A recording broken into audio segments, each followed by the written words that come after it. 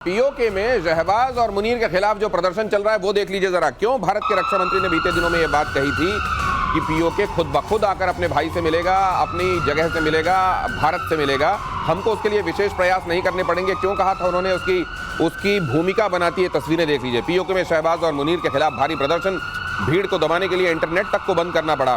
पाकिस्तान सरकार का ये जुल्म के खिलाफ आक्रोश, वहां की सरकार सौतेला रवैया रखती है। पीओके के लोगों को लगातार ये बात लगती रही है, जो कि अब भावना बहुत बड़ी हो गई है।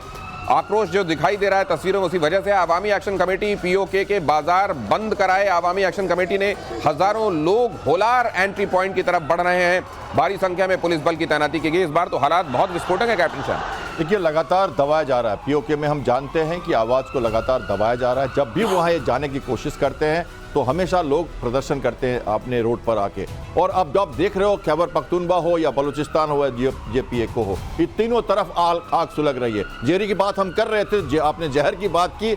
अगस्त में ही ब्रास जो उनका ऑर्गेनाइजेशन है उसने इसको डिक्लेयर कर दिया था कि अब हमारा एरिया, कोयटा का डिस्ट्रिक्ट है ये, और अफगानिस्तान के बॉर्डर से पास पड़ता है। स्ट्रेटेजिकली BLA अपनी पोजिशनिंग कर रहा है वहां पे, और बलूचिस्तान का अंडा फूटने वाला है। पीओके में भी अंडा फूटने वाला है। इसको सप्रेस करते हैं हर बार। कोई भी संस्था कितनी भी बड़ी बात करें आप, JPNCO में एडमिनिस्ट्रेशन नील है, वहां पे चीजें नहीं पहुंच रही। आटा और जो तेल का भाव इतना बढ़ा हुआ है, और पाकिस्तान के लोग GOP में बहुत ज्यादा ही अनिश्चित रूप से जी रहे हैं। वो चाहते भारत में मिलना, और आज निकल ये अंडा भी फूटने वाला है। और ऑपरेशन सिंदूर के बाद दुश्मन की चुनौतियों से निपटने के लिए भारतीय सेना का युद्धाभ्यास। अगली खबर फ्लैश कीजिए।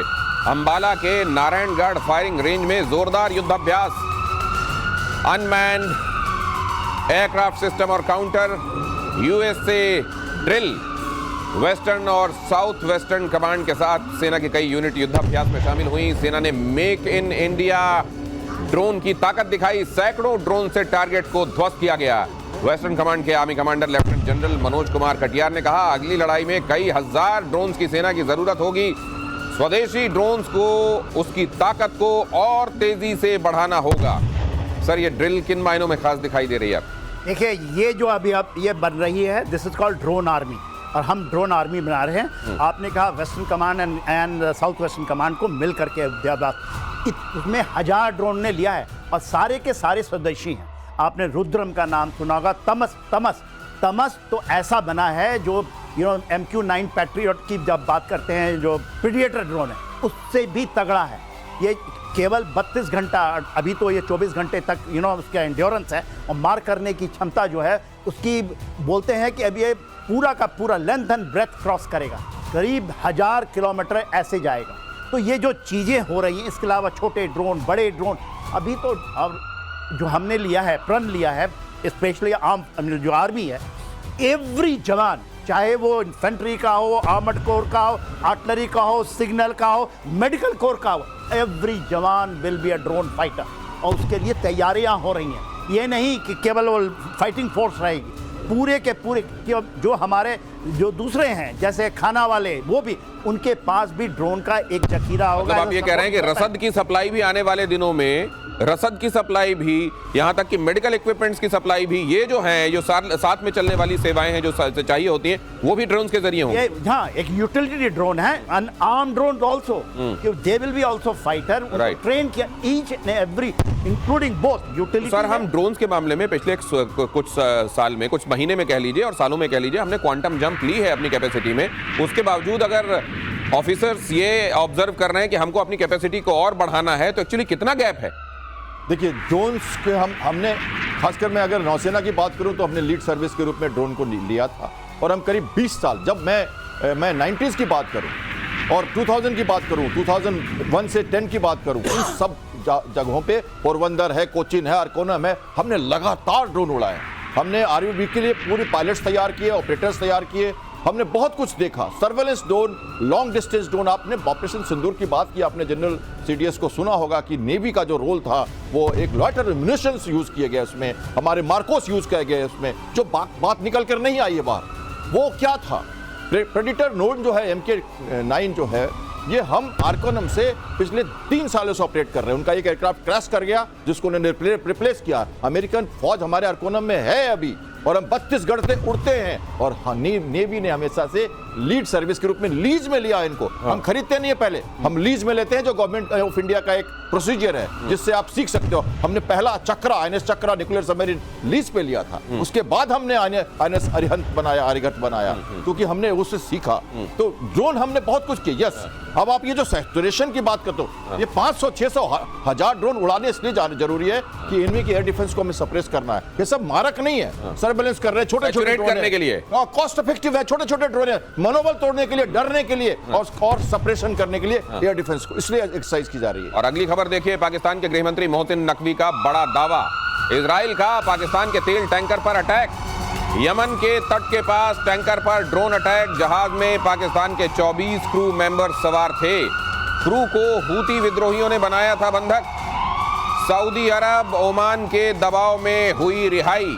हालांकि इजराइल की तरफ से टैंकर पर हमले की कोई पुष्टि नहीं की गई है, लेकिन माना जा रहा है कि सऊदी अरब के साथ रक्षा समझौते के बाद सऊदी और इजराइल के बीच तनाव भड़काने की ये पाकिस्तान की साजिश हो सकती है। क्या है सर इस खबर के बीच में? देखिए, इसमें कोई इजराइल ने नहीं किया इसके ऊपर अटैक। जो बंदरगाह है उसके ऊपर में हूतियों ने पकड़ा था और इन्होंने ओमान के साथ मिलकर के सऊदी अरेबिया से इसको ये कलर देने की कोशिश क्यों कर रहे हैं? एक कलर इसलिए कर रहे हैं कि हूतियों से डरते हैं। 25,000 फौज गई है, पाकिस्तानी फौज अभी जो बॉर्डर है सऊदी अरेबिया और हूतियों के लिए, इनको ये डर है कि यदि हूती इस पे कुछ कर जाते हैं तो ये और उन्होंने कहा है हम 25,000 फौज की कब्र बनाएंगे।